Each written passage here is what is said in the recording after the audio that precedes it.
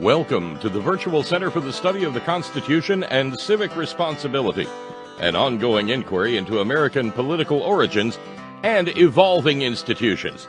The Executive Director of the Virtual Center is Dr. Bill O'Brien. He's also your host for this continuing conversation. Here he is now, Dr. Bill O'Brien.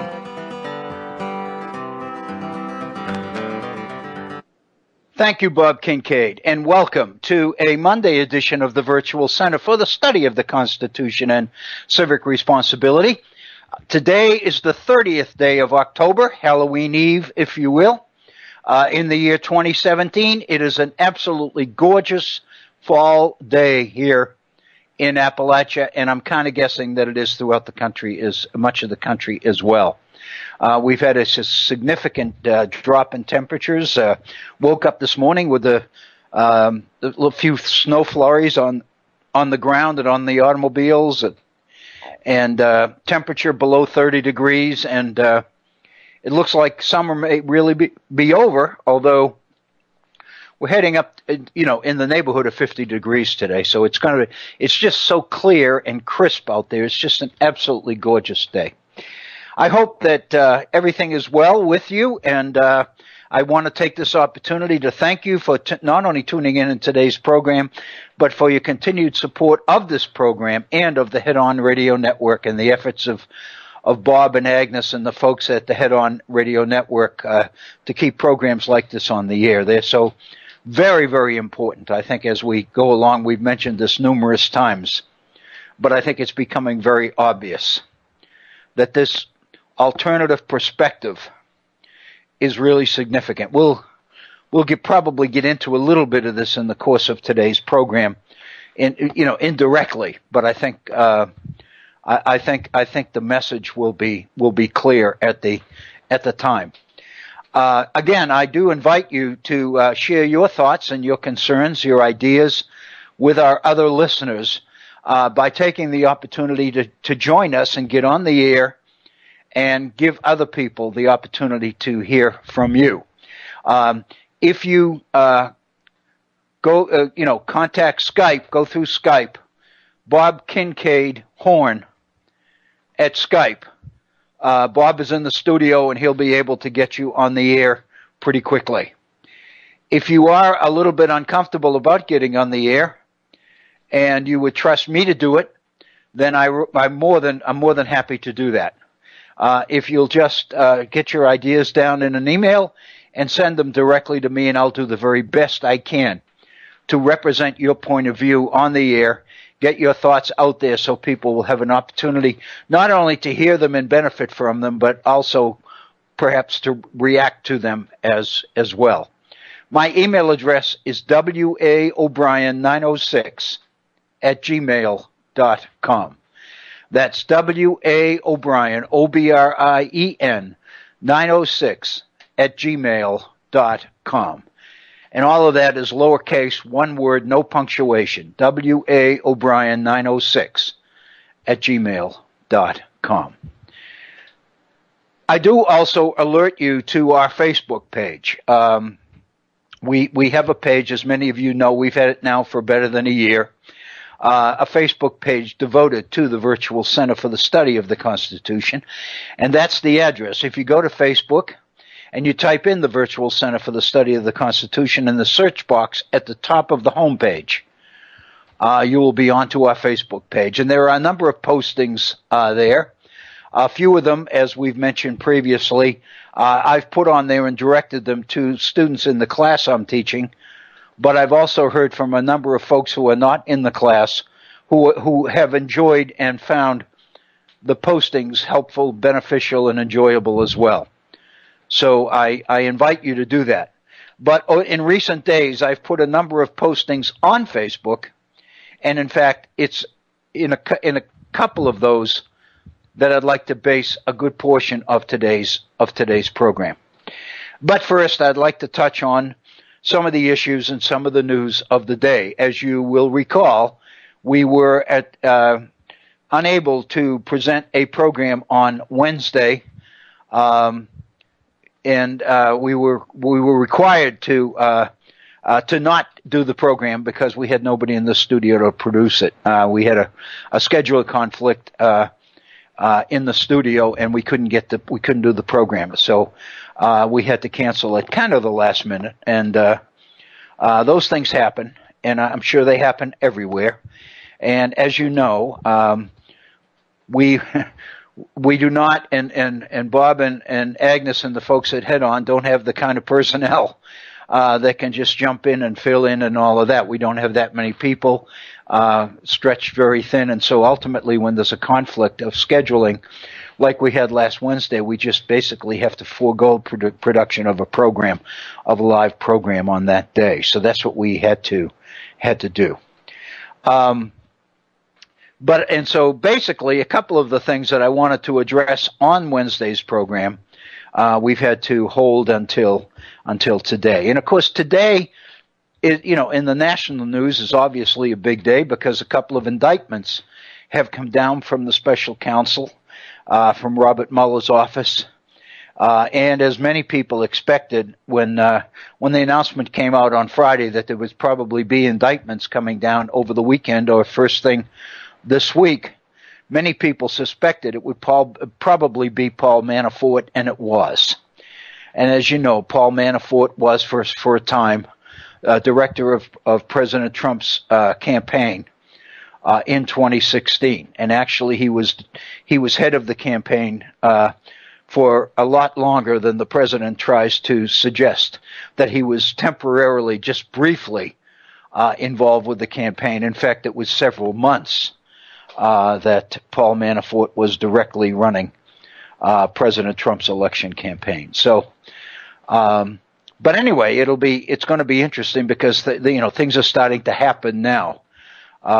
This investigation, the appointment of Mueller, occurred in the spring, and it has seemed to me throughout, and I think it's now beginning to occur to a lot of other people as well, that time is of the essence here.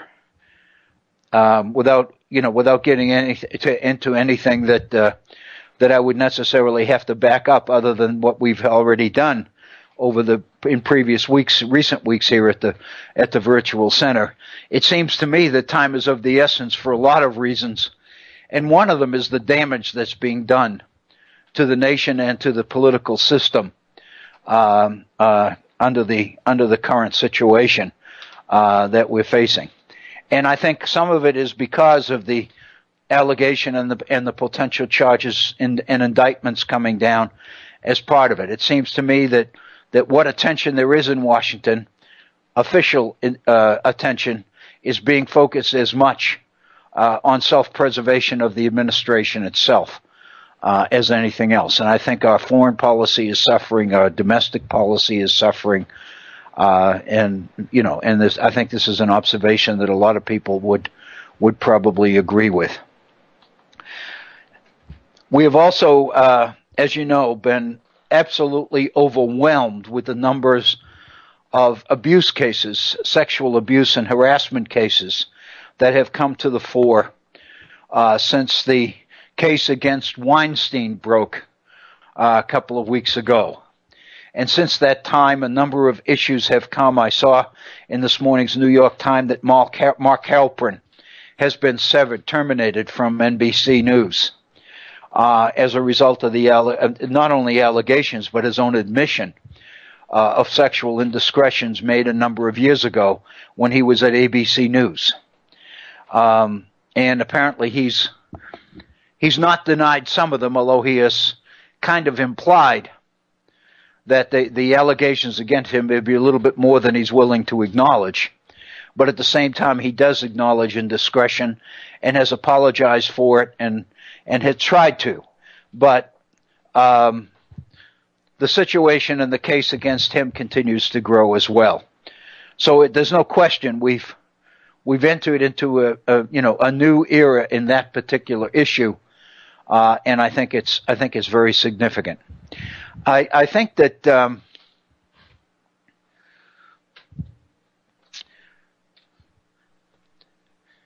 I've thought a lot about this issue, and I think everybody has. It's hard not to because it's everywhere. I think we've seen it obviously with our own president in the past. If you remember the tapes that came out during the campaign, toward the end of the campaign. So this is an issue that affects a lot of people, more of them all the time. Many times very prominent people. There's no question that it's associated with the issue of power and inequality. Those people with power, with the power to impose their will on other people, especially up and coming young people that are looking to build a career, puts in this case women in a horrendous situation where they feel like their entire future is in jeopardy, and they're constantly faced and stressed over these kinds of very uncomfortable, compromising positions and situations. And it usually takes something like this where somebody breaks the ice, so to speak, and then when people see a number of other people coming forward, they come forward themselves. And so consequently what we've seen are examples of an overwhelming number of these cases. I really believe, and this is just a thought that I have, and I think I've expressed it in a number of different ways many times. But I as this thing goes on, I confirm it in my own mind. The one thing that I've been pretty convinced of for some time, and I remain so convinced, is that people who genuinely respect other people as human beings, for the most part, would never even consider situations and behavior like we're hearing about. I really believe that as a society, as a culture, we've really done a disservice to ourselves by backing away from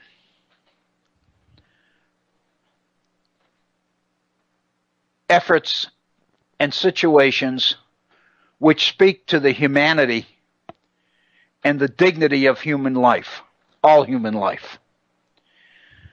I think that people who genuinely understand it and respect it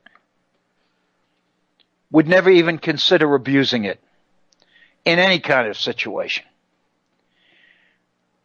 And I also think that if you cut through a lot of the rhetoric and you get down to the basis of this thing, it seems like most of the best informed people in this, and I'm talking not only about the women involved, but their spokesman, their legal counsel, these kinds of people, the people who know and are really involved in taking public positions on this issue, I think all of them, bottom line, are after exactly this. Not special treatment, but the same kind of treatment that every human being is entitled to. That's what our nation is about. That's what the nation is founded on, the ideals and principles that we've been talking about here at the Virtual Center apply to everybody. And I think where the deficiency comes is that we have backed off and stopped emphasizing that. And I think it's a mistake. I think very honestly that over-dramatizing and over-emphasizing the issue of how how men treat women, for example, is a little bit misplaced. Because the mere fact that you point it out that way, that you frame it that way, seems to suggest distinct differences. And of course there are, as we know, very real, substantive differences between men and women. We know that. But the fact of the matter is there was also an overriding unity, similarity, synthesis, if you will, between men and women. And that is that they are human beings. They are children of God, if you will. If you do indeed believe in a creator, then that's what we're talking about. And because of that, all human beings are entitled to the dignity and respect that goes with their existence as a living human being. Somehow we've lost respect for that. We've allowed the differences to overcome the similarities. And I really believe that's the answer. And I think we've become, woefully deficient in our commitment to promoting and pushing the essentials, the basics of what has to drive a functioning, just society. I think it's a mistake. A significant portion of today's program, I do believe, given a few of the articles that I've been reading that I'll share with you momentarily, relate to education, especially higher education. And one of the things that we've allowed to happen is that we've allowed careerism, the emphasis on skills, the emphasis on being able to gain, acquire meaningful employment. Increasingly, we've allowed those considerations to drive our educational system at the expense of considerations and concerns which might ultimately be more important.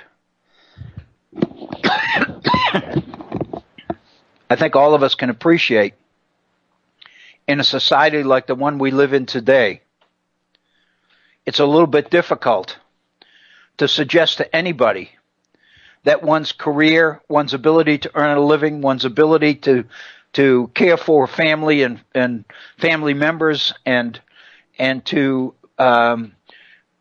contribute to a lifestyle that ultimately is deserved by those all of us care about the most and those we love the most and are responsible for. It's a little bit difficult to suggest that there's something more important than that, especially when you don't have it, or especially when you're struggling to attain that level in terms of your career or your profession, whatever it might be. But the fact of the matter is we're beginning to see that some of the ancillary results of not continuing to emphasize the dignity and the humanity and respect that our society is committed to giving all people is having negative impacts. And I think abuse is one. The abuse of women, the abuse of children is, especially grievous.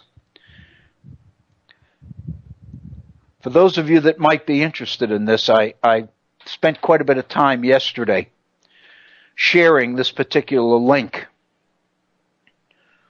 with family and friends.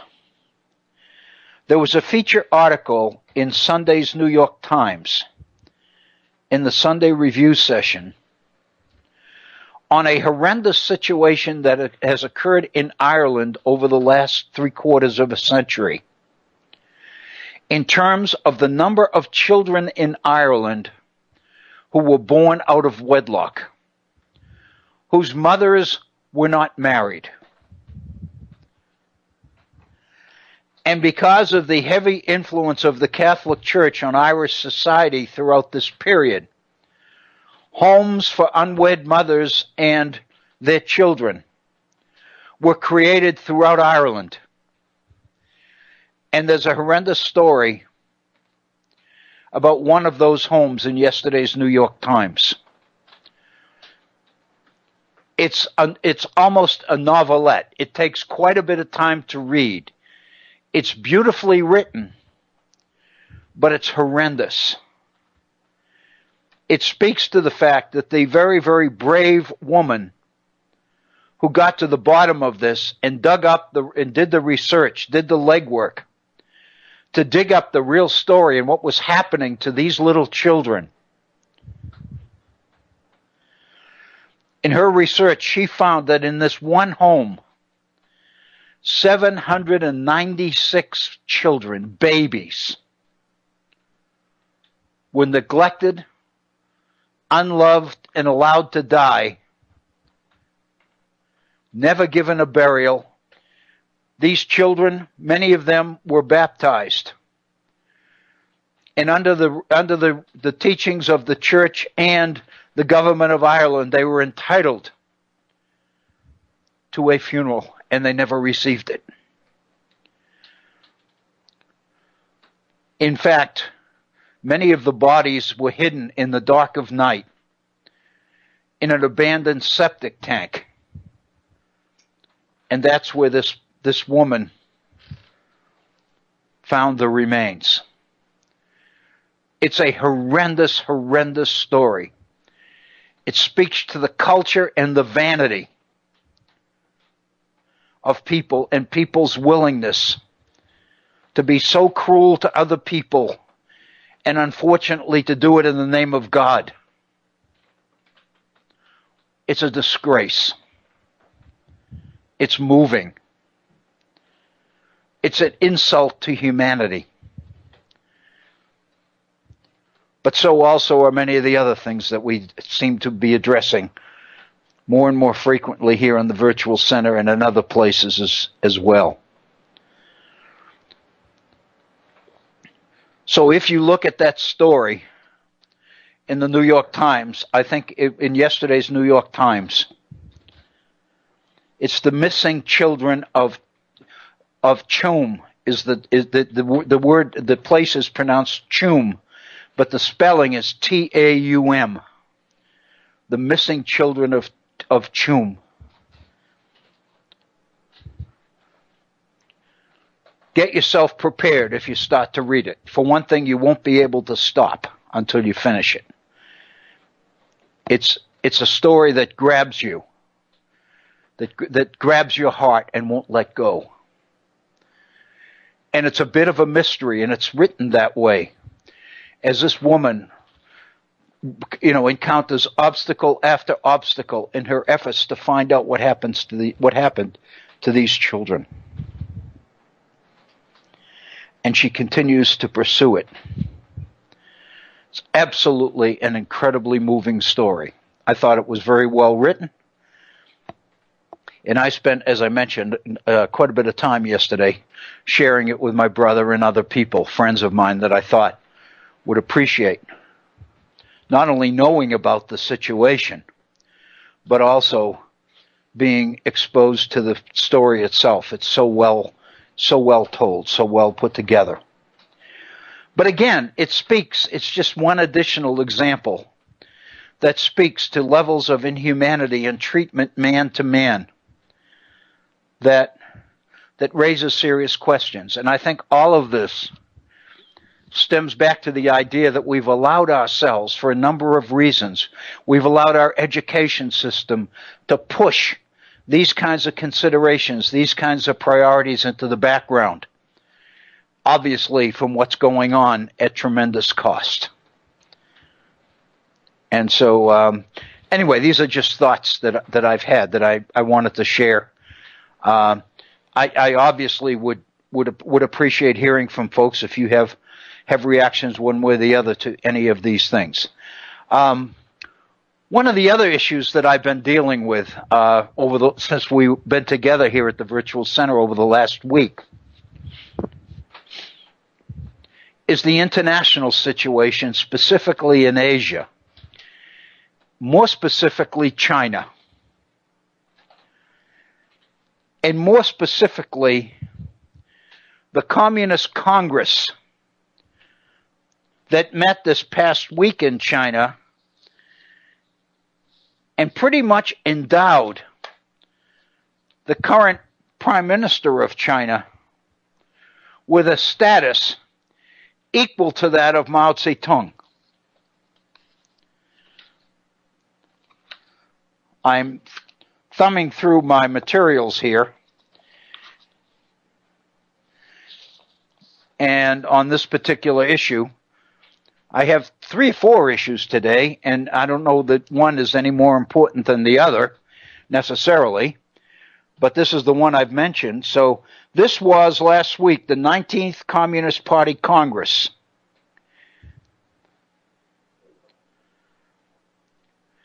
And it pretty much ensconced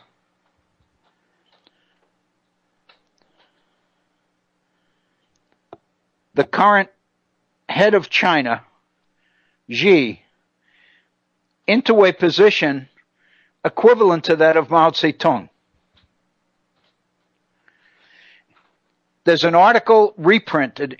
Originally, I'm guessing it was in the Washington Post, but I missed it there. But it was reprinted in this morning's Charleston Gazette here in West Virginia.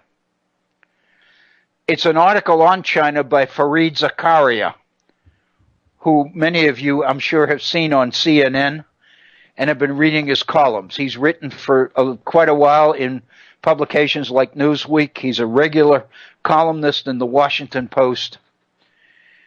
He writes both on domestic and foreign policy, but he's especially strong, it seems to me, in foreign policy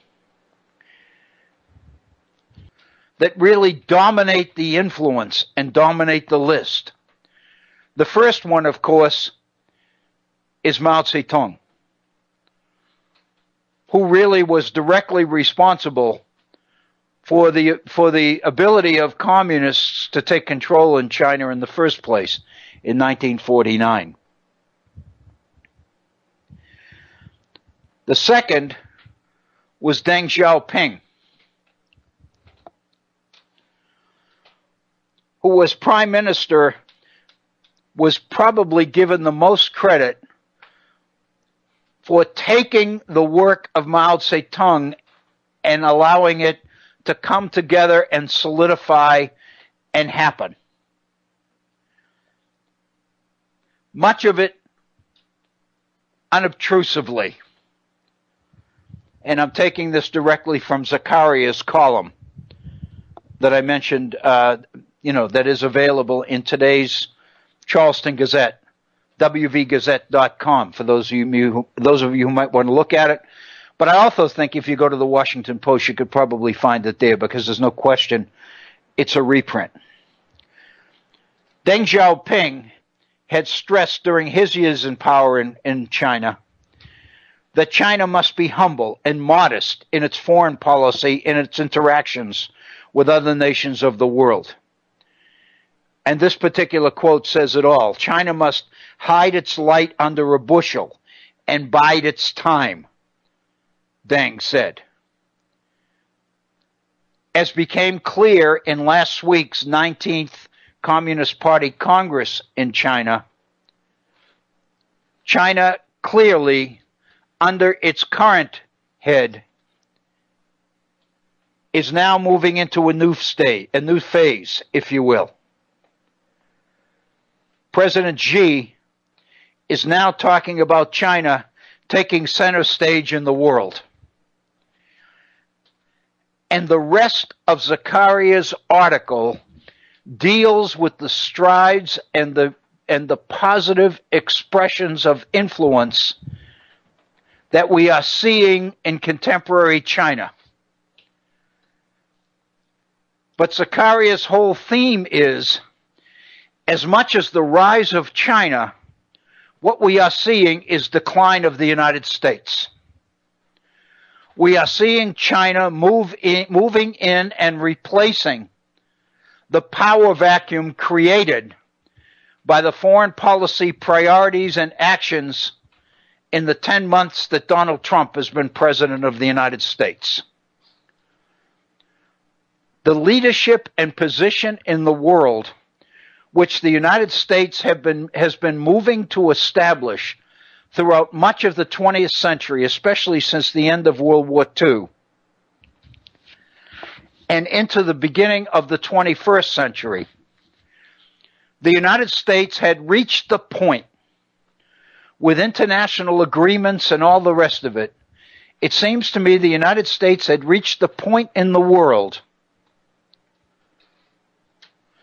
where we were in a position to begin doing the kinds of things that would fulfill the mission of America's presumed foreign policy goals. The idea that America's goal was to improve the quality of life and standard of living for all peoples throughout the world. The United States looked, because of its economy and because of its military strength and because of its stability, the United States seemed to have positioned itself in such a way that it was poised to begin to accomplish some of the more positive things that many people have been waiting for the United States to take a leadership role in. We were there. And what took decades to achieve has pretty much been dismantled by the Trump administration in less than a year. And that is Zakaria's overall theme. One of the things that was decided at this Congress, at this Communist Party Congress last week, was that the thoughts of President Xi have been enshrined into the Chinese Communist Constitution, an honor that previously was accorded only to Mao Zedong in his lifetime. The thoughts of Deng Xiaoping were added, but only after he died. But Xi, other than Mao, is the only living person whose thoughts and pronouncements will become unchallenged law in China so long as he lives.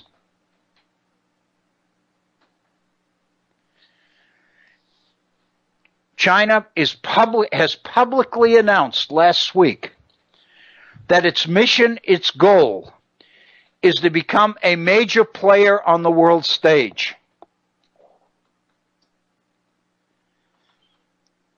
Many people believed that once China reached this point, its need to cooperate with other nations, including the United States, would necessitate, by definition, that China begin to abandon much of the authoritarianism associated with Communist Party leadership and dominance in China. It's beginning to look like that's not happening.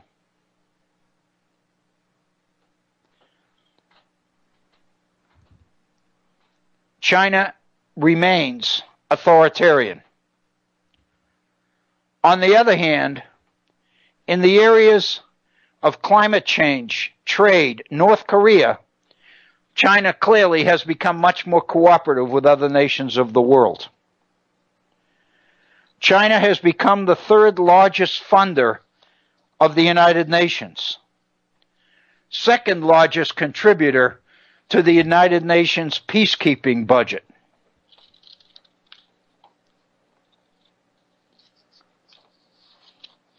But as I mentioned, the real theme here, according to Zakaria, is not so much the rise of China as the decline of the United States. Zakaria takes data from a recent Pew Research Center survey, which charts a 14-point drop in U.S. favorability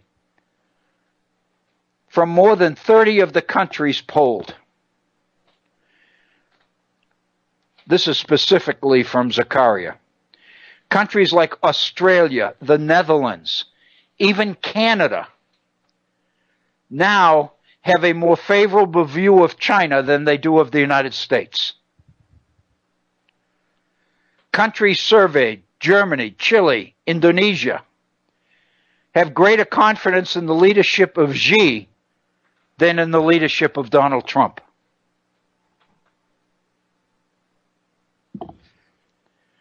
It's really interesting to look at some of the strategies and some of the ways that China is operating in order to establish its dominance in the world. So much of what they're doing is clearly from the playbook that was the priority of the United States. A bit of an aside, a bit of personal background here. For many years, I've had a good friend who I taught with when I was in Richmond, Virginia, many years ago in the 70s and 80s. His name is Kevin Shanley. He's a historian, principally a foreign policy historian. We taught together for a number of years in Richmond. I came in 91, left Virginia and came to West Virginia. Kevin left Virginia and went to Upper New York State and was teaching at one of the SUNY institutes in Albany, the University of the State University of New York in New York at Albany. And just recently, he's retired from his role as teaching, from his teaching.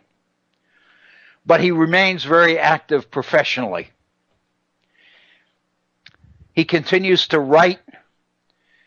He continues to deliver papers and talks around the country. He is a permanent advisor to an organization based in New York City on the history of Asia, the Asian society, if you will. And just this past weekend, he sent me a whole raft of articles. Many of them he's written, others that he recommends I read. This weekend, I read several. And there's one I would like to share with you that Kevin wrote.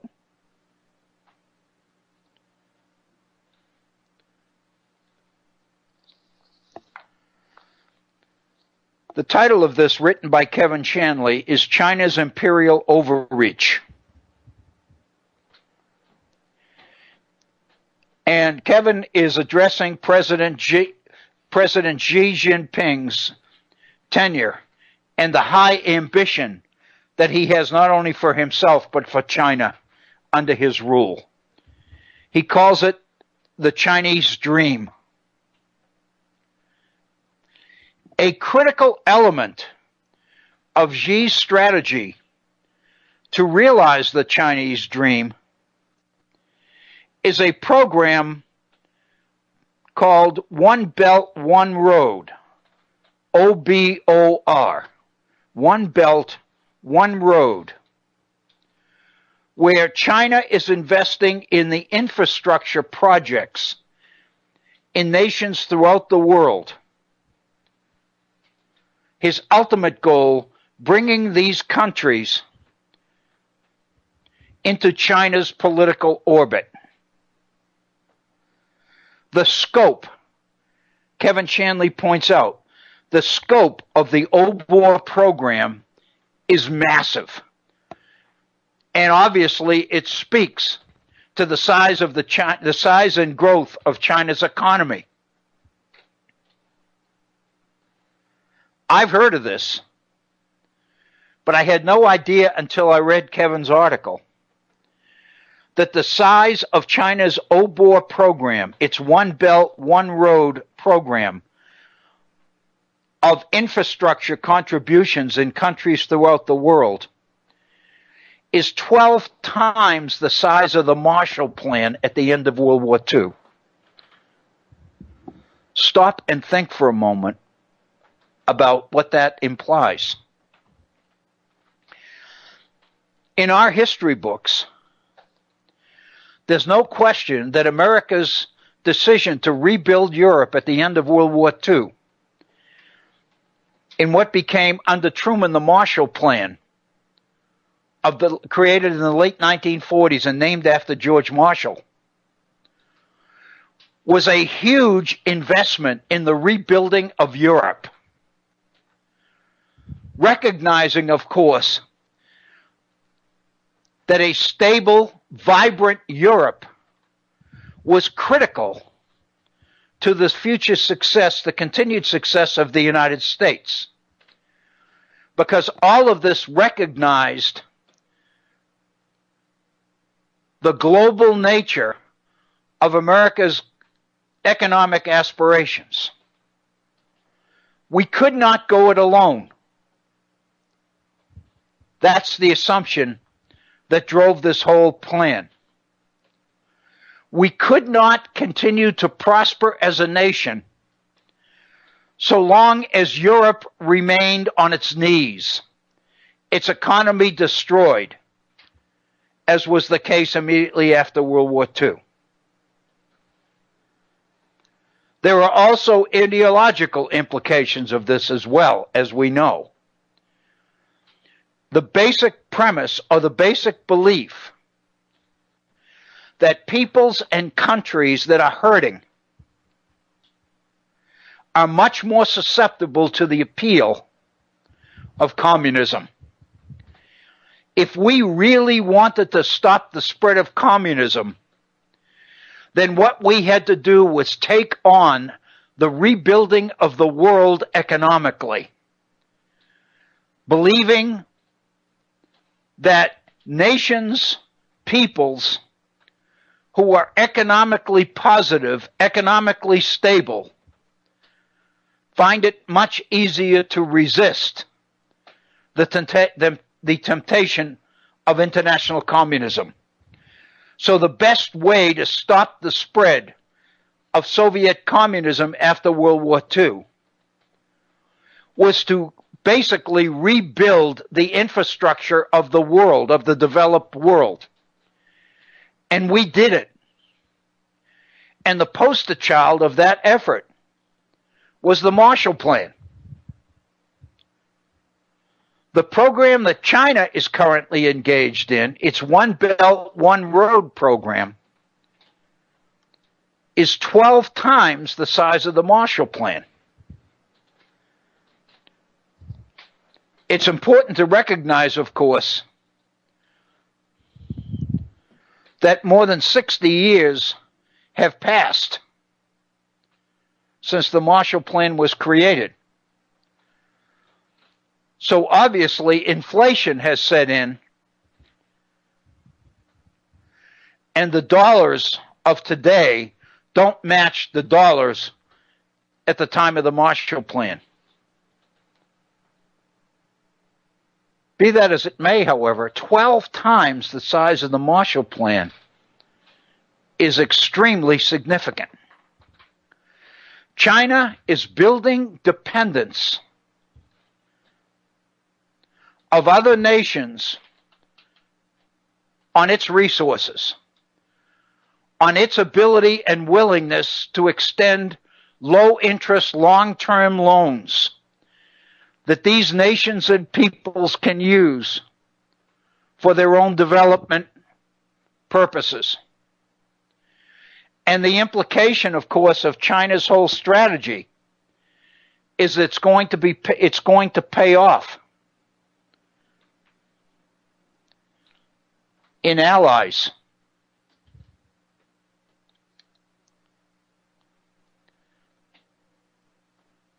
Basically, according to Kevin Shanley, the OBOR program is an effort by China to remake globalization on its own terms by creating new markets for Chinese companies, which are obviously facing overcapacity at home. China's economy has reached the point that America's reached in the late 19th century, namely, as big as its consumer market is potentially, China's productivity capabilities have outstripped its own market. And it has determined that the markets of the world will be available to it.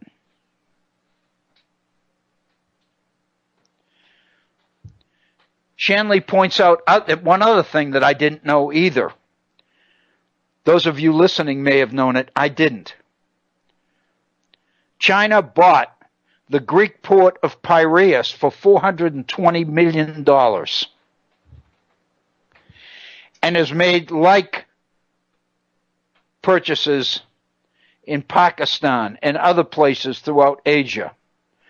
Port projects that China insists are purely commercial, but in reality now have military implications or dimensions. Shanley's whole point, the title of his article is Chinese Imperial Overreach.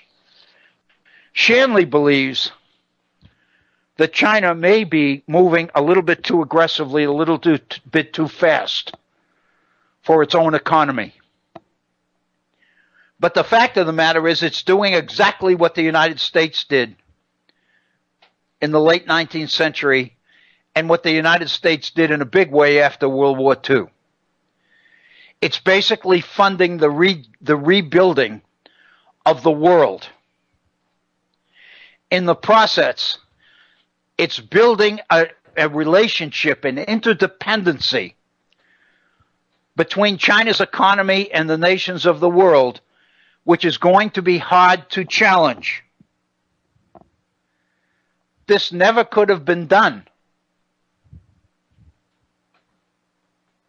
had Donald Trump not become president of the United States.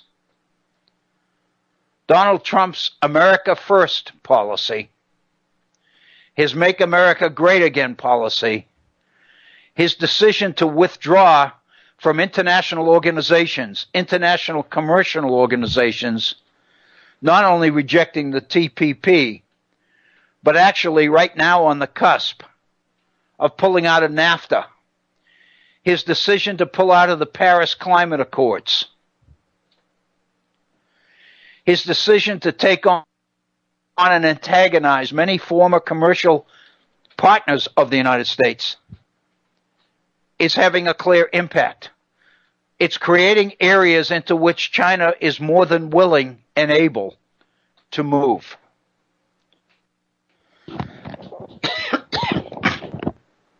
The reason I mention this today here in the Virtual Center is because I think it's significant. We've been dealing, for the most part, over the last 7-10 months, for the most part, with abstractions.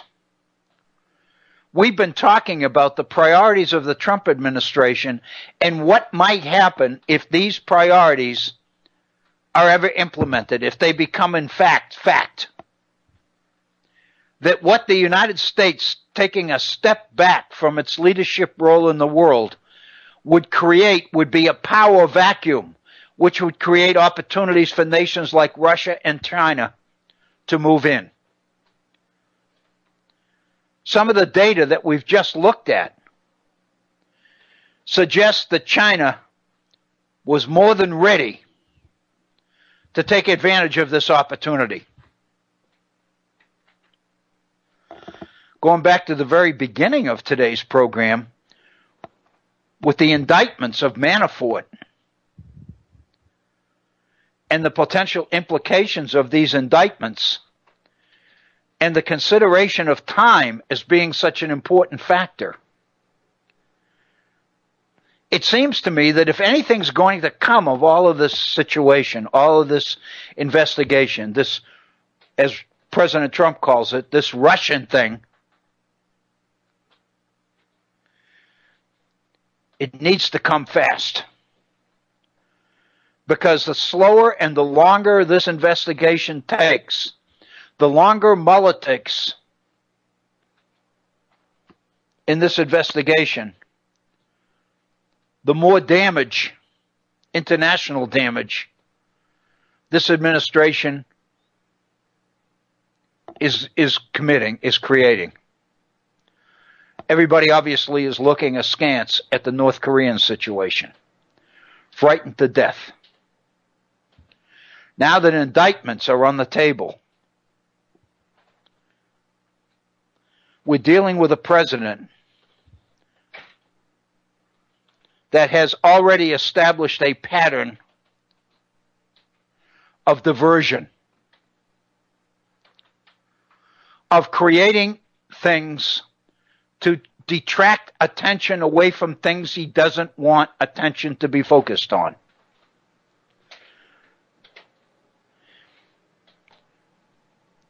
If that becomes the Russia thing, if the indictments and the activities coming out of Mueller's office are creating greater and greater issues for the Trump administration, it would seem to me that a mentality given to diversion anyway would very likely naturally move in that direction again. And there looms North Korea. If any of you saw 60 Minutes last night on the progress in its nuclear, interballistic missile program being made by the North Koreans, I think last night's 60 Minutes, 20 minutes, the first 20 minutes of the program, would lay to rest any factor or any hope that this thing was going to take forever to happen. One of the issues that I remember from last night's program is that many of the mistakes and the failures so evident in recent years with North Korea's missile program have clearly been rectified. The number of failures in North Korean launches of late have become less and less. The range of the missiles being fired is greater and greater. There's no question that the threat is becoming more and more significant. And I think all of this,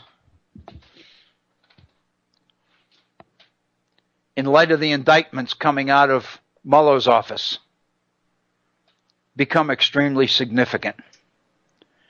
And to be very honest with you, from my own perspective, somewhat frightening. Because this president is given to creating diversions, distractions, to redirecting attention from where he doesn't want it to where he does want it. And these distractions, by definition, have to be attractive. They have to really divert attention, which means they have to be serious and they have to be real. And we can think back to the number of diversionary strategies that the president has adopted in recent months. So it seems all of this is potentially significant. I think the fact that China has entered a new phase in its position in the world is significant. I think the Congress held last week in Beijing speaks to that. Speaks to the influence of this man, its current president. In theory, at this conference, the Chinese president would bring forward a recommended successor. This time, that didn't happen. The implication that the media is taking from this is that this president doesn't intend to leave office when his term is up. Theoretically, he's got 5 more years. And the general thinking was that at this Congress, he would introduce to the world his recommendation for a successor. He didn't do that. And so the logical conclusion is there isn't one, which leads people to believe that from his perspective, he doesn't need one because he doesn't intend to go anywhere. He's in his early 60s. He's got a lot of time left. And given what he's building in the world, it doesn't seem to me to be the kind of international project that he would willingly want to abandon or turn over to somebody else. So we are likely looking at a very powerful example of what in last several months has only been a what-if situation. an abstract situation of America's taking steps back was creating a power vacuum in international affairs, which rivals like China and or Russia would quickly move in and try to fill. There's absolutely no question that China has moved in that direction. And from the statements or the comments that President Xi made at last week's Congress, this is a direction that China intends to take, and is a direction that China has decided already that it will move in, and it's already begun to so move. I think this is a significant issue. It's one that all of us need to watch very, very carefully, I think. We're 3 minutes from the top of the hour. It seems to me that rather than begin a totally new topic now, it might be better to pause and take our 5-minute break right now, and then come back just a minute or two after the top of the hour and begin to address totally different issues. So, with your permission, I'd like to do that. You are listening to the Virtual Center for the Study of the Constitution and Civic Responsibility on this Monday, the 30th day of October in the year 2017. I thank you for your continued support of this program and of the Head On Radio Network. We're going to pause and take a 5-minute break. We'll be right back very, very quickly after the top of the hour. I ask that you remain with us, and I thank you for it. We'll be right back. Thank you, Bob Kincaid. Thank you for the music. My God, that's fabulous stuff. When I was ready to come back, I told Bob in a chat note, that I was ready, but not at the expense of that music. Please let that in first, because it was great.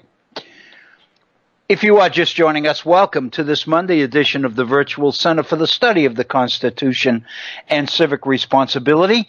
Today is Monday, the 30th day of October in the year 2017. It is obviously Halloween Eve. For those of you who find it easier to remember the days that particular way, we had a little bit of Halloween here this weekend. A granddaughter took to carving pumpkins yesterday. We had 3 very large pumpkins that will adorn the front stoop of the house this evening, thanks to Lily and her carving expertise, if you will. And while she was doing that, my wife was in the kitchen making pumpkin pies. So, and I had a piece of one of those, and that was a joy yesterday afternoon with a cup of coffee. So, we had a Halloween weekend here, and tomorrow, of course, is Halloween, and today is a beautiful day, and we welcome you, if you are just joining us, to today's edition of the Virtual Center for the Study of the Constitution and Civic Responsibility. If you'd like to call in and make your voice heard, we would love to hear from you. Just go through Skype, Bob Kincaid Horn on Skype. That'll get you into the studios, and Bob will get you on the air very, very quickly. If you prefer to send me an email with your thoughts included, by all means, feel free to do that. I'll do the very best I can to represent your thoughts, your thinking on the air. My email address is waobrien906@gmail.com. That's waobrien, OBRIEN, 906@gmail.com. And then I do call your attention to our Facebook page. Just go to Facebook, and at the search box at the top, just type in the Virtual Center for the Study of the Constitution, and you will be into our Facebook page, and you will see the most recent postings there. As I mentioned at the outset of our last hour, some of the postings have been directed specifically at the history class that I'm teaching, but the last couple of postings have been directly related to our programming here at the Virtual Center. More specifically, they have dealt with higher education. And I'd like to spend a good portion of this second hour on that subject. If we don't finish it today, then perhaps we can finish it tomorrow. But I think it's an important issue. I personally, because of my own personal interest in education, and specifically higher education, and its history and direction, I was exhilarated to find two absolutely delightful contributions to America's thinking on higher education, both of them available of late in major publications. The first one is an essay which appears in the current issue of the New York Review of Books.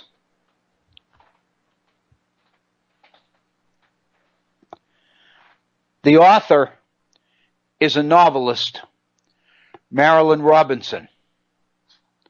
And the title of her contribution to the New York Review of Books is an essay entitled, "What Are We Doing Here?" At the end of last week, after reading this article, I put a link to that article on our Facebook page, along with a fairly extensive comment of mine on that particular article, and I've recommended it to your attention. And so that's one article I'd like to get into today, and if need be, tomorrow as well. The second article on higher education was one written yesterday, Sunday, by Frank Bruni in the New York Times. His essay also addresses contemporary issues in higher education.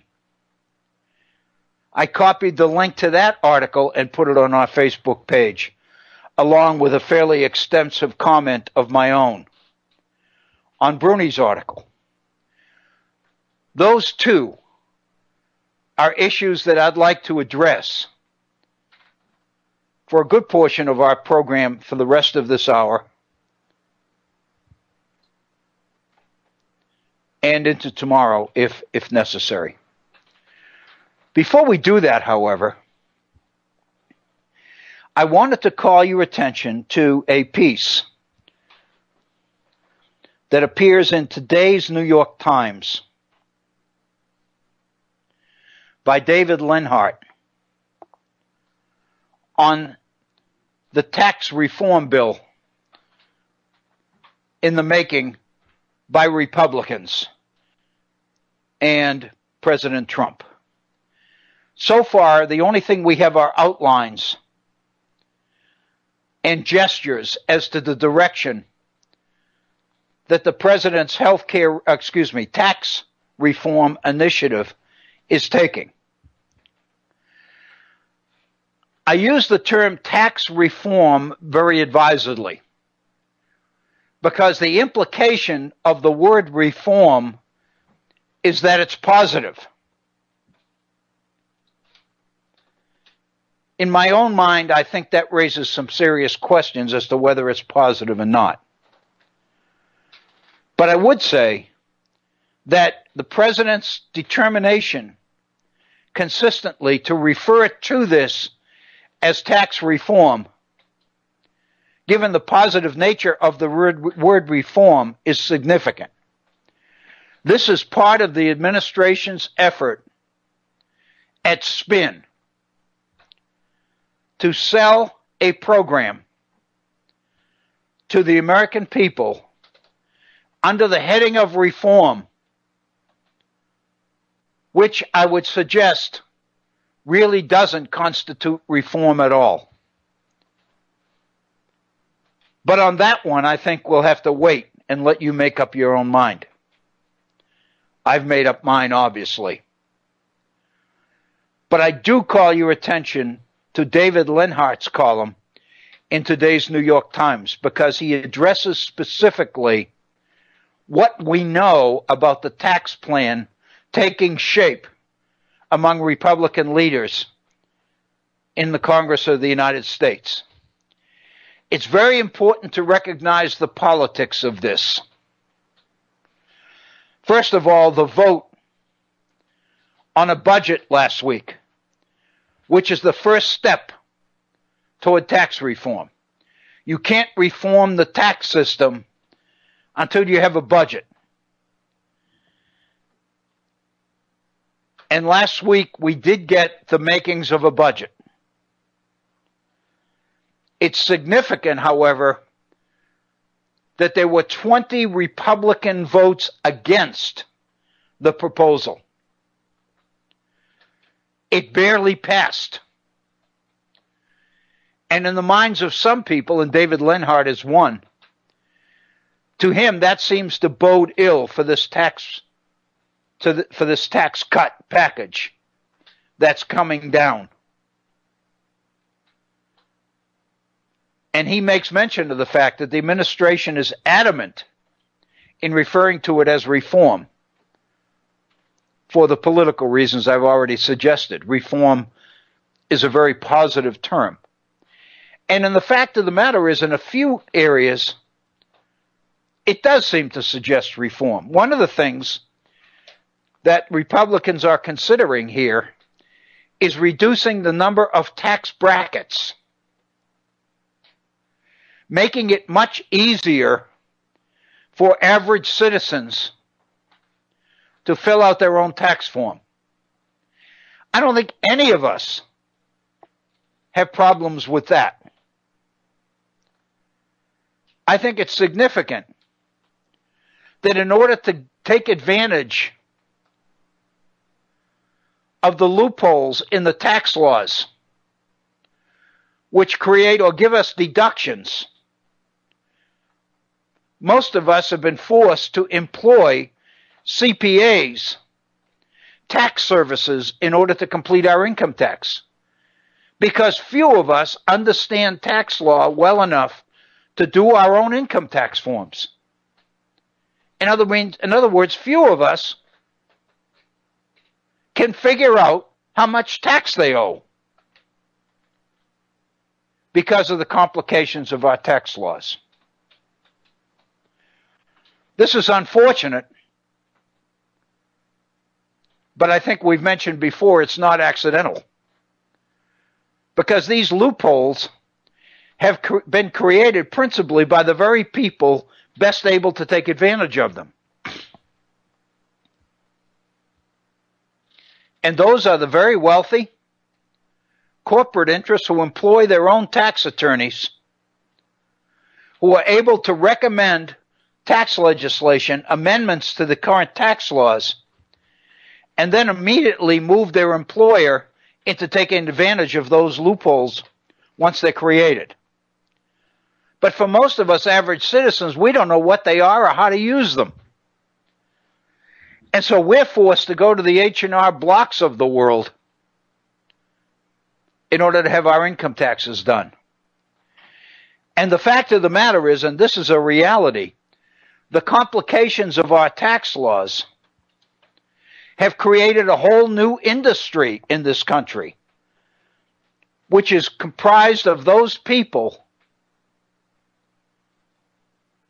meeting the needs of confused taxpayers, reducing the number of tax brackets and making it easier to fill out your taxes and figure out what you owe does indeed fall into the category of real reform. There's no question. But beyond that, it seems to me the issue of reform is one that we must very, very seriously look at. Without going through all of David Lenhart's arguments, it's important to look at the title of his piece, which is, quote, Donald Trump wants to raise your taxes. So we have a conundrum here. We have an administration, not only the president, but the president's chief economic advisor, Mnuchin, and others, who are Wall Street executives, Goldman Sachs people, who are basically driving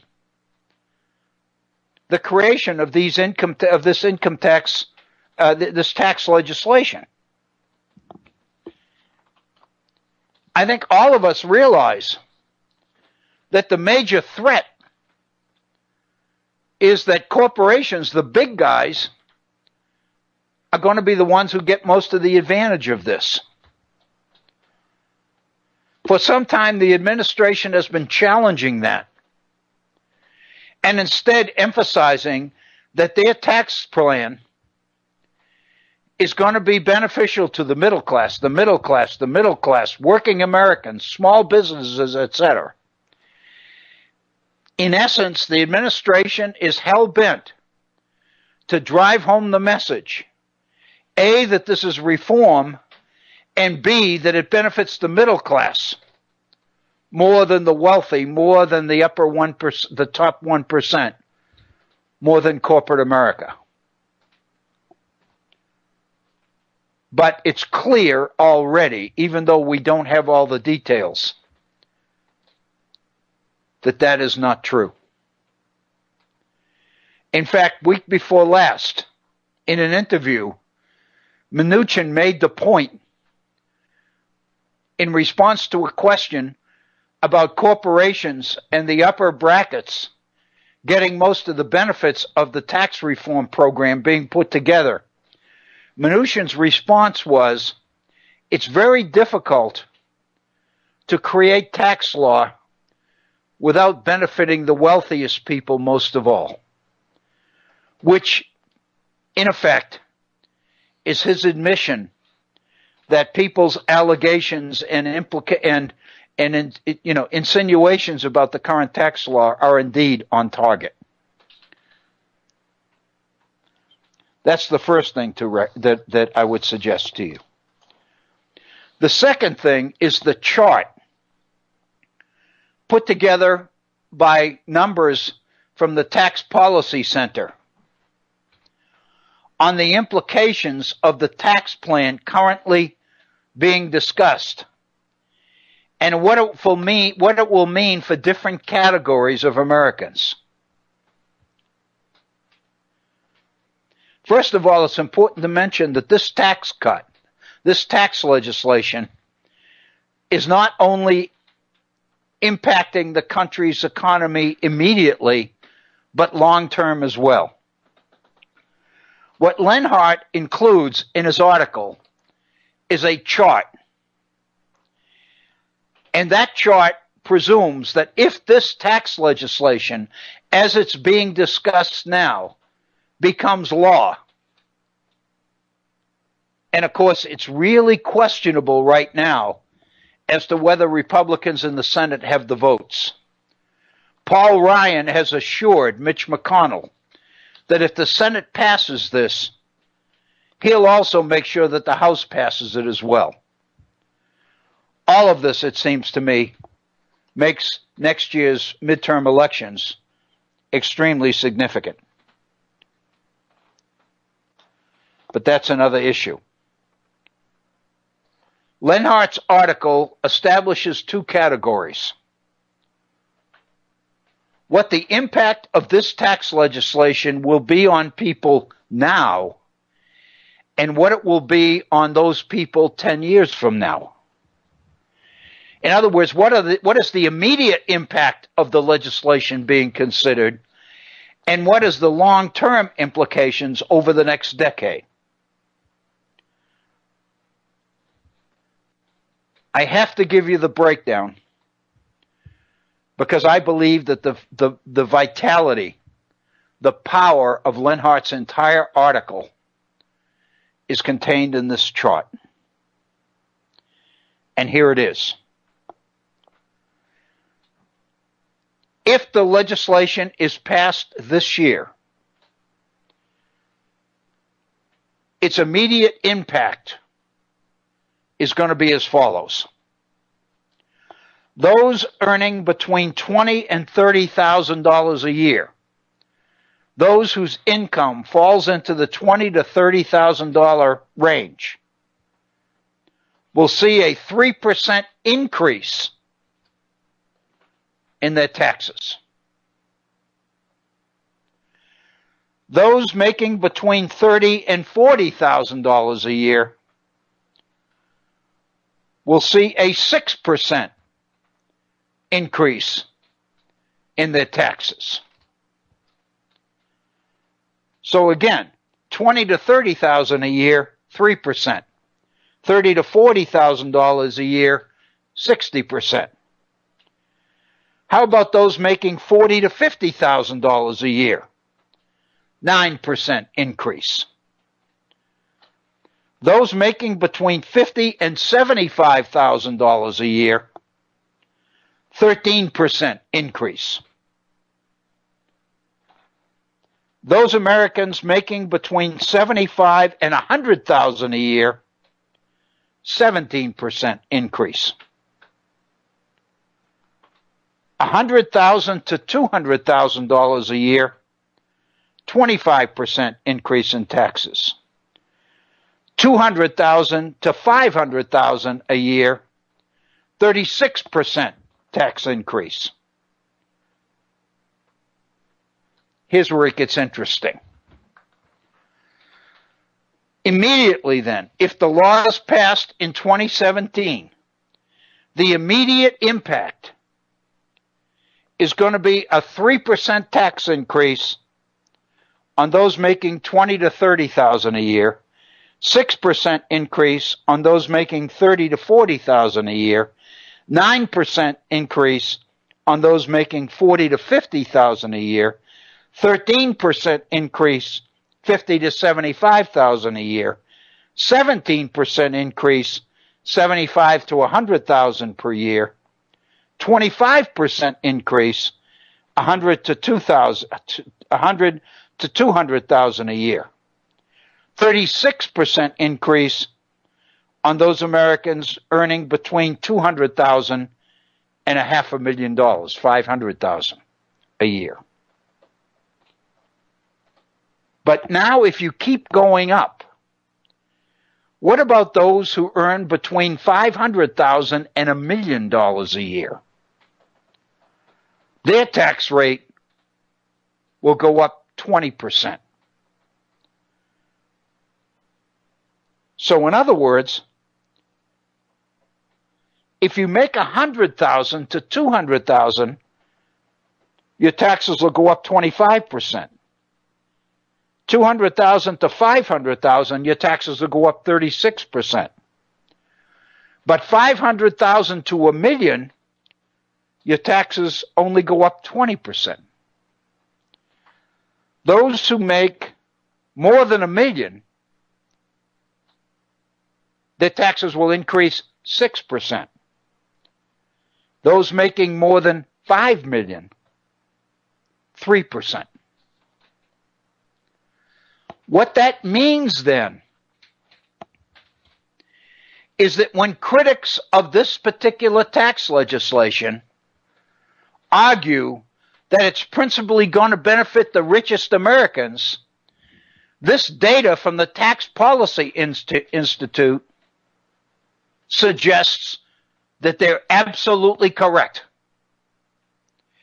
That if you make $500,000 to $1 million, your tax rate is going to go up 6% less than those that make $100,000 or more a year, and 16% less than those that make between $200,000 and $500,000.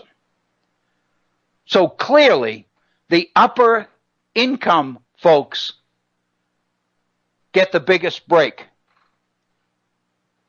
But it's interesting.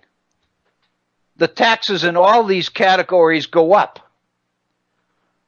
But once you get to $500,000, they go up less the more you make. Let's extend that, because this is what Lenhart does, 10 years. And let's look at what the projections are in the year 2027, if this legislation passes.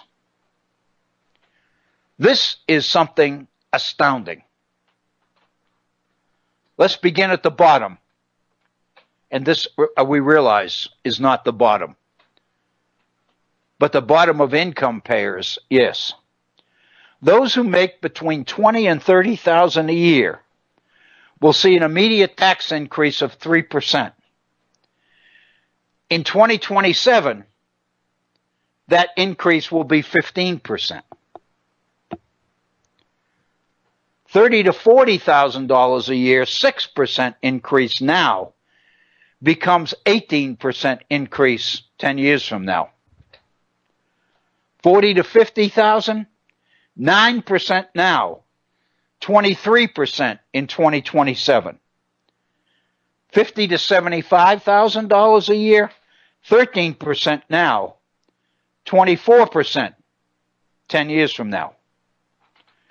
75 to 100,000, 17% now, 32% in 2027. 100 to 200,000, 17% now, 32% 10 years from now. 100 to 200,000, I think I messed up there. 100 to 200,000, 25% now, 40% in 2027.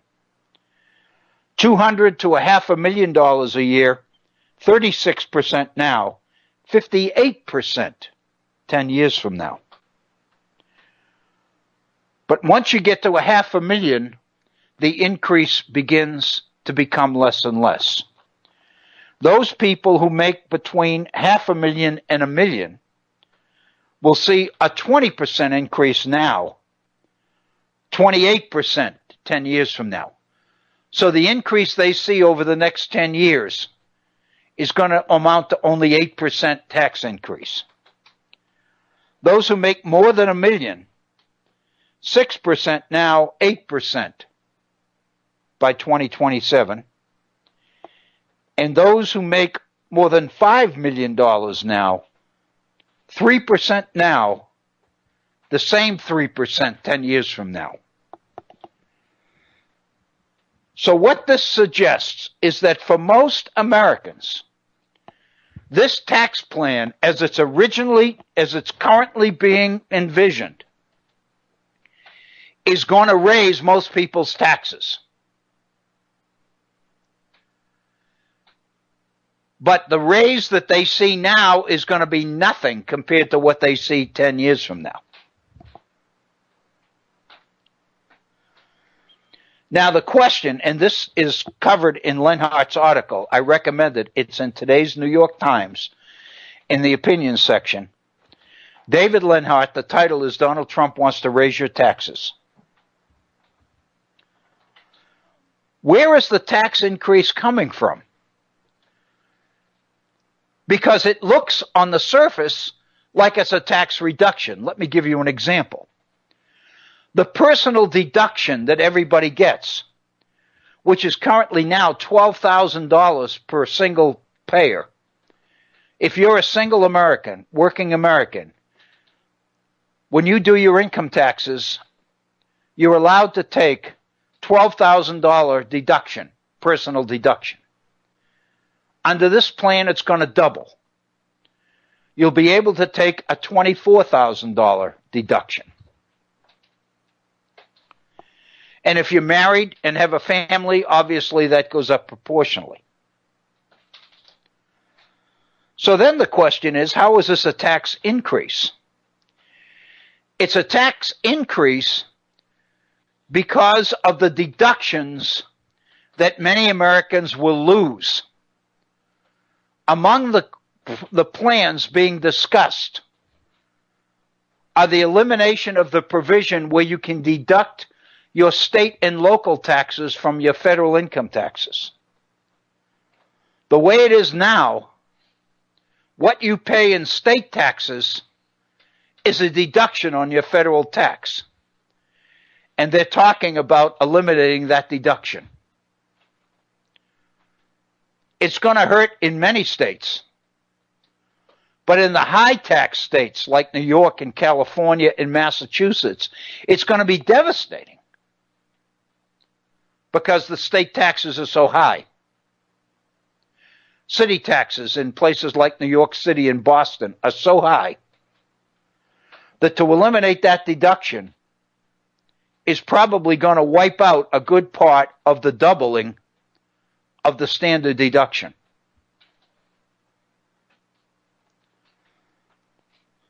The other major piece of legislation which is going to pour money into the federal coffers as a result of this tax law is the proposed elimination of the deduction of your property taxes.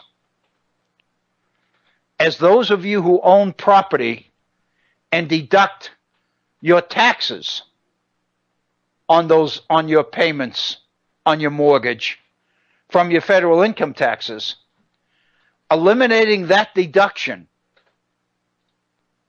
from your income taxes, especially if it's in combination with the elimination of the state tax deduction,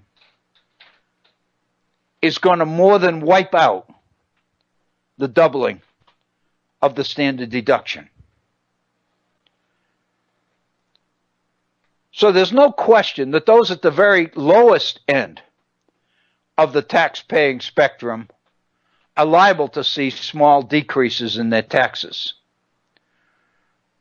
But the fact of the matter is, those who do the long form, supposedly, those who itemize their deductions because they have mortgage deductions, the interest on their mortgage payments is deductible, and because they can deduct what they pay in state taxes, by losing those, it's going to mean an increase in their taxes. And that's where Lenhart's numbers come from. So the reality is that the only people who are going to benefit, the people who are going to benefit most from this stuff, are the people at the top of the income brackets, the top of the tax brackets. And in many cases, these are the people who write the laws anyway. They're the ones who create the deductions or the loopholes. Those loopholes are not going away. The Republican plan keeps the estate tax deduction. It keeps the corporate gains deduction. So many of the deductions that the wealthiest Americans benefit from are being kept. The new deductions that are being eliminated are the ones that affect most middle-class Americans. So the sum total of this is that under the heading of tax reform, Americans are being fed a line. The fact of the matter is, already, there's major opposition to this plan. And there's serious questions as to whether the Republicans are going to be able to pull together the votes they need to get it through. I really recommend that you take 5 minutes or so, look at today's New York Times, and read David Lenhart's article, Donald Trump Wants to Raise Your Taxes. Let me just read this one paragraph. This is what Lenhart says near the very beginning of his article. President Trump and Congress are following the formula, talking endlessly about middle-class tax cuts. Their plan would deliver an average tax cut of $700,000 to the nation's 175,000 richest families. That's enough for each to buy a new 50-foot yacht annually. Meanwhile, Trump and other Republican leaders continue repeating middle class, middle class, middle class.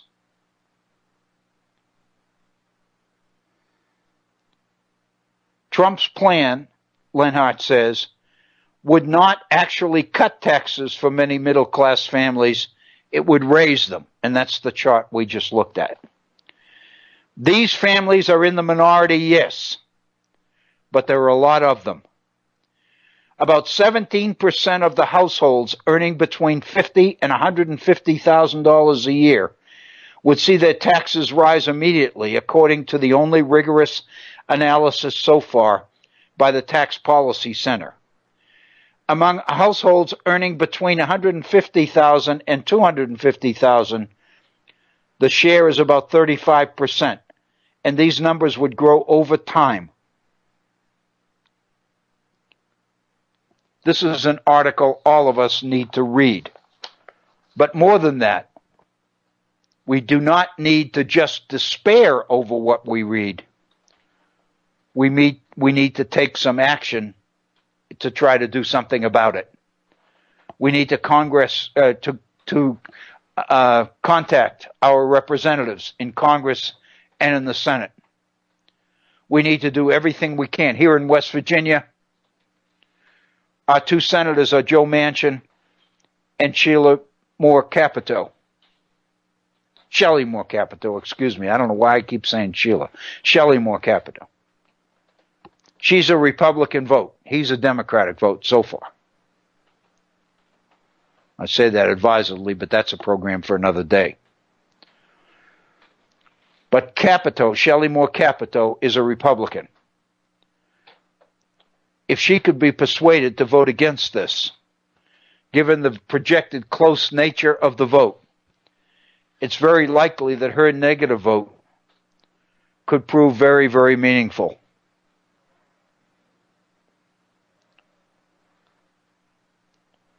This is an article I had to share with you today. I know that I talked at the beginning of the hour about these education articles and considerations, and I do want to address those for the next 15, 17 minutes of our program today. But I didn't want to let this Lenhart article go because it's in today's New York Times. And once we move from today to tomorrow and the article disappears, a lot of folks won't seek to go get it in the archives. So while it's there today, I wanted to alert you to it today. And that's the reason that I did that.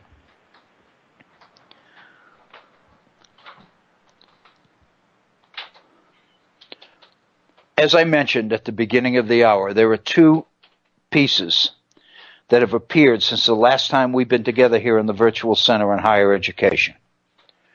On both of them, I have put the link on our Facebook page. For both of them, I have addressed commentary in which I recommend the quality and substance of the article. I can't mention enough the quality of Marilynne Robinson's piece in the current New York Review of Books, dated November 9th. It's the November 9th issue of the New York Review of Books. The title of the article is "What Are We Doing Here?" According to what the write-up on Marilynne Robinson says, she is in the process of publishing a book by that same title, "What Are We Doing Here?" which is due to come out in the next month or two. This article is taken directly from the title of that book.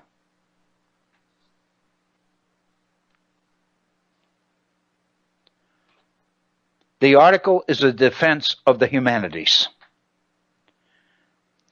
It's a defense of traditional classical higher education.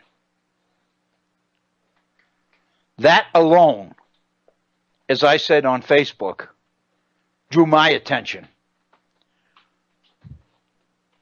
Because in all my years in higher education, I've become a devoted fan of the humanities, of the value of a higher education grounded in the humanities. I'm one of those who for a long time has been very suspicious of higher education aimed at helping people get a job or find a career or build a career or qualify for a career or whatever the phrase you choose to use might be. But over the years, I've been very, very familiar with the history of higher education. And I know that this debate over education for personal development versus education for a job, practical education, has been an ongoing debate since the very beginning. In the history of higher education in this nation, I would mention Benjamin Franklin, because Benjamin Franklin's recommendations for the College of Philadelphia, which ultimately becomes and is now the University of Pennsylvania, Franklin's approach to higher education in the city of Philadelphia was to make it more practical. Philadelphia, Franklin believed, was going to be a hub, a center for entrepreneurial and economic activity in the new nation. Because that was there and the potential of it was real, Franklin believed that education, higher education especially, had to be directed towards preparing people to assume leadership roles in the nation's economic development. We needed higher education for merchants, for businessmen, for banking. We needed people who understood finance, who understood investment.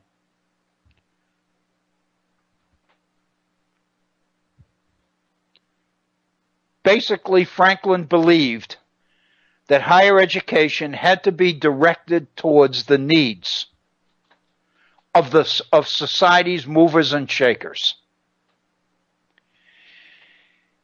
And if that happened at the expense of the humanities, at the expense of the classics, at the expense of courses in philosophy, courses in ancient history, courses in Greek and Latin, the traditional languages, then so be it.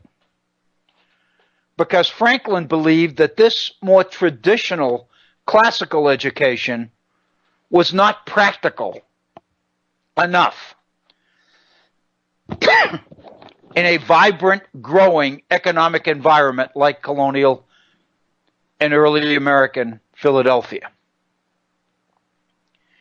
So Franklin made the first impassioned argument for building or integrating more practical, beneficial, useful education into the higher education curriculum of our institutions.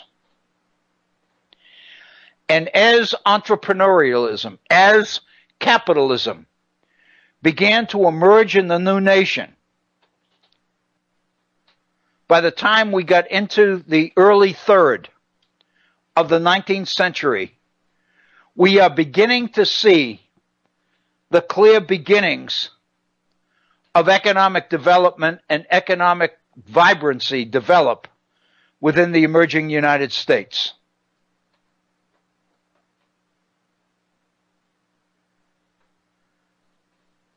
And ultimately, there's more and more pressure to bring about Franklin's model, to instill more practical education into the higher education curriculum throughout not only the state of Philadelphia, but throughout the nation itself.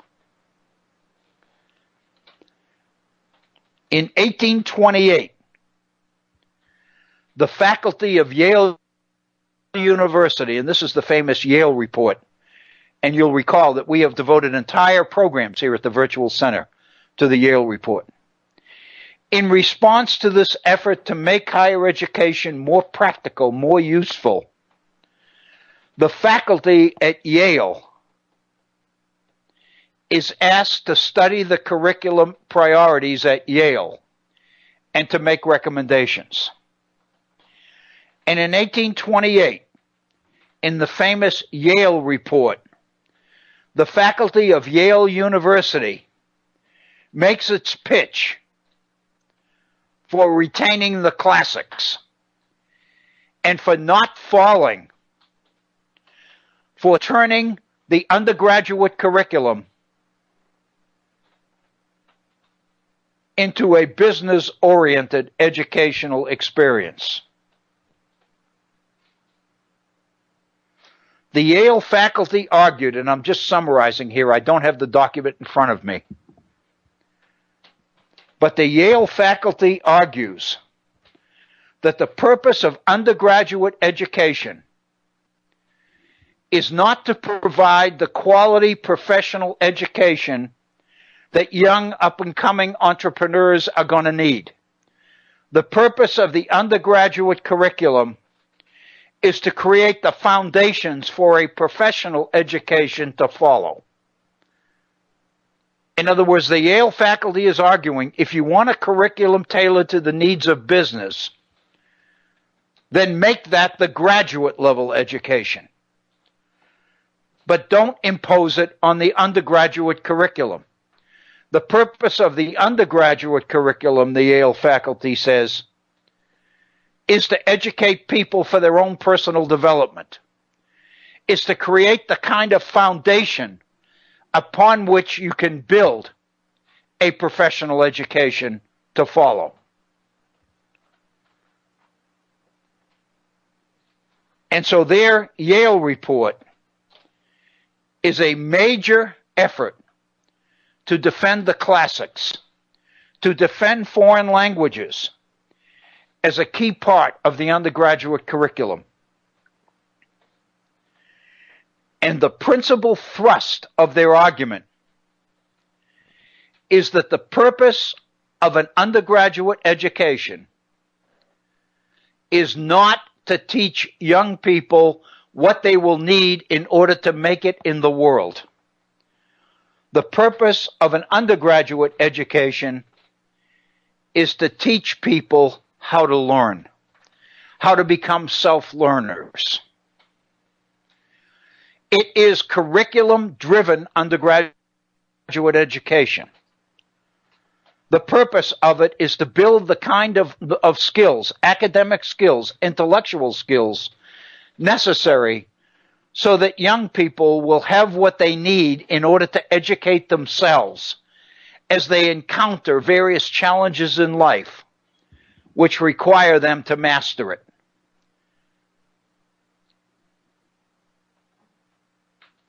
In a word, the Yale report is a primer on creating lifelong learning. In giving undergraduate students the foundations and the skills they will need to become lifelong learners and to be able to meet the challenges they will encounter in life and solve them. And their argument is the worst thing that Yale could do would be to suspend that mission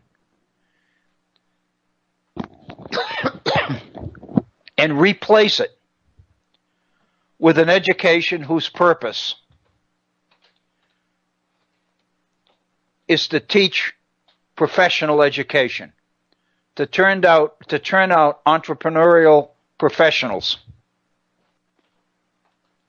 and to turn education from a human development initiative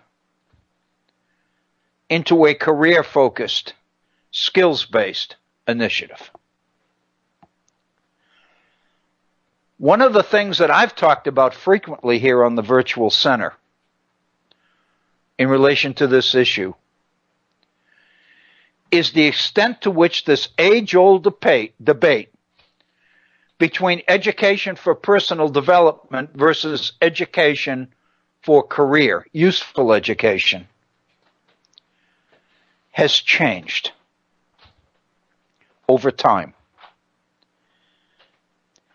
As we've become more and more driven in our economic priorities by technology, as the skills necessary to make it in today's changing world become more and more sophisticated, the gap or the differences between career-focused education and intellectual development education have become less and less.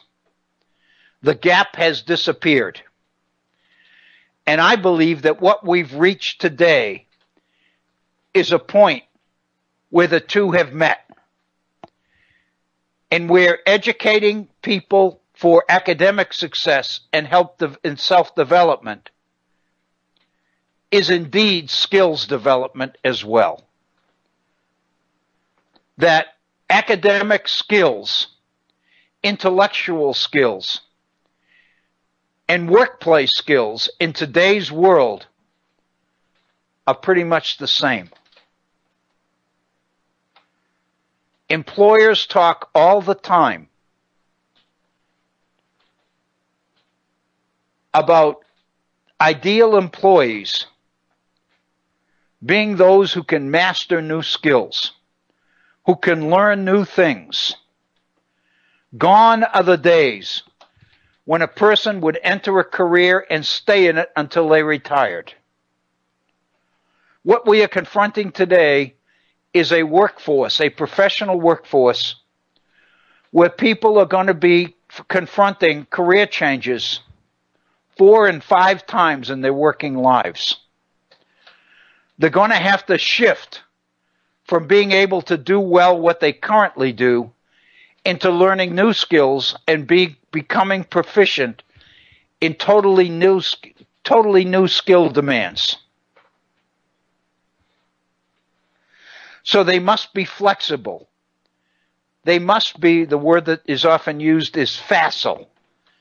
They must be able to move from one set of challenges to another very quickly and very easily.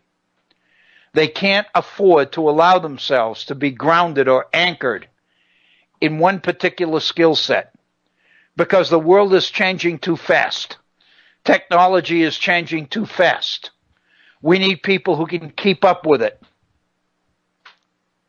We don't need people who are anchored in the past.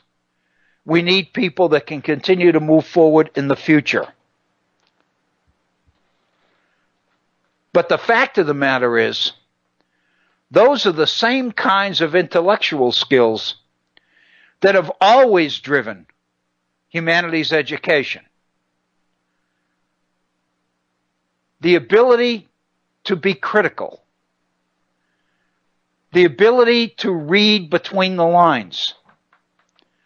The ability to ask questions. The ability to question facts. The ability to do research. To collect evidence. To weigh evidence. To make critical judgments. Decision making.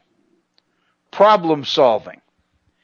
Applications of skills acquired in one place in totally different workplace areas or intellectual areas.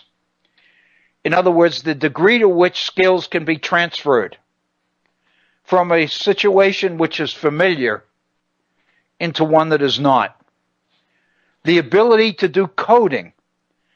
The ability to translate language into computer language, into code, or the ability to translate code into written language, the reverse. In other words, the ability to apply knowledge in new situations in order to create new knowledge.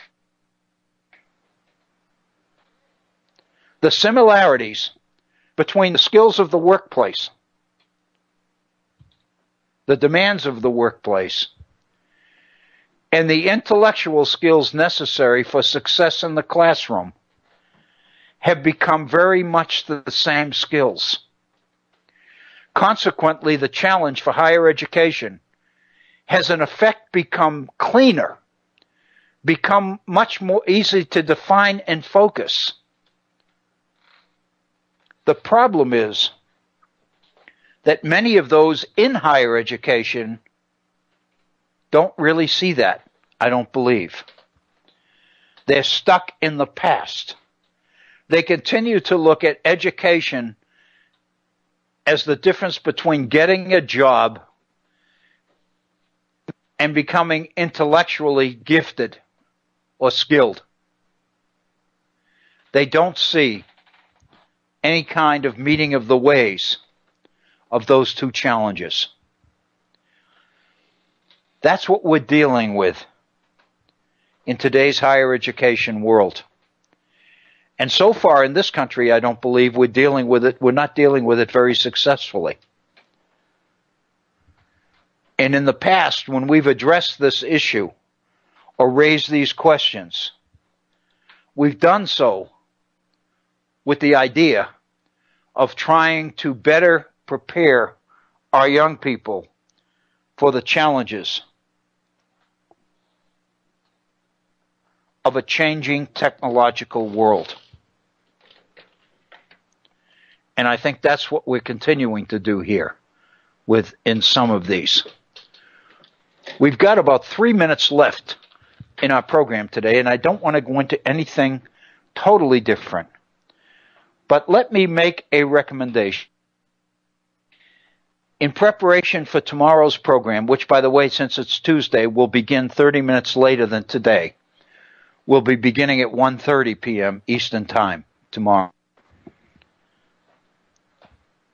I also recommend for those of us that this affects, that this weekend we turn back to Clarkson Hour, the end of daylight savings and the return to standard time happens this weekend. If you go to our Facebook page, the Virtual Center for Study of the Constitution, and you look at the posting on Marilyn Robinson's article entitled What We Are Doing Here, What Are We Doing Here? The link is to the New York Times Review of Book articles. If you go to our posting, go to our Facebook page, and go to that particular posting, you'll see the link to this article in the New York Review of Books. It would be very helpful in preparation for tomorrow's program if you could take a look at that article, because that's where we'll begin our 90 minutes together tomorrow. But I think right now it's time to prepare to sign off, because we're down to about a minute and a half left in our time together today. You've been listening to the Virtual Center for the Study of the Constitution and Civic Responsibility. I want to thank you for being with us. I want to thank you for your continued support, not only of this program, but of the Head On Radio Network as well, and the efforts of Bob Kincaid, Agnes, and the other folks at Head On. I hope that you will share this website, this link, with your friends and colleagues in hopes that they too can join us and become active participants in the Virtual Center. I think that's really, in the long term, what we're all about, hopefully. On this beautiful Monday afternoon in late October, on the 30th day of October, I hope that you have a wonderful evening. Please enjoy it. Be safe. Be kind to each other. And I hope that you'll be able to join us tomorrow here on the Virtual Center. This is Bill O'Brien thanking you very, very much for your continued support. And I look forward to being with you again tomorrow. Thank you.